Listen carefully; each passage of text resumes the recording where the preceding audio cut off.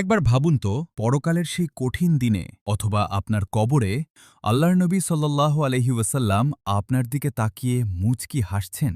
আপনি একটি অতি ক্ষুদ্র আমল করেছেন এবং সেটি অন্যের কাছে পৌঁছে দিয়েছেন। আপনি তাকে এটি পড়তে উৎসাহিত করেছেন অথবা আপনার মাধ্যমেই সে এই আমলটি জানতে পেরেছে। এই বরকতময় মুহূর্তটির অংশ হতে কমেন্টে এখনই মাশা আল্লাহ লিখুন, যেন আপনার আমলনামায় দ্বিগুণ সওয়াব যুক্ত হয়। সেই ছোট্ট কিন্তু শক্তিশালী আমলটি কি? আপনি শুধু পরম শ্রদ্ধার সাথে এই বাক্যটি পাঠ করুন, সাল্লাল্লাহু আলাইহি ওয়াসাল্লাম। দেখতে এটি খুব ছোট কিছু শব্দ মনে হতে পারে, কিন্তু যখন এই দুরূদটি ফেরেশতাদের মাধ্যমে প্রিয় নবীজির সাল্লাল্লাহু আলাইহি ওয়াসাল্লামের রজা মোবারকে পৌঁছাবে, তখন ইনশাআল্লাহ তিনি আপনার প্রতি খুশি হবেন এবং আপনার দিকে রহমতের দৃষ্টিতে তাকাবেন। আপনার সেই প্রিয় বন্ধুকে এই ভিডিওটি শেয়ার করুন, যিনি রসূলুল্লাহ সাল্লাল্লাহু আলাইহি ওয়াসাল্লামকে নিজের জীবনের চেয়েও বেশি ভালোবাসেন। আর দ্বীনি দাওয়াতের এই যাত্রায় আমাদের সাথে থাকতে আমাদের ফলো করে রাখুন।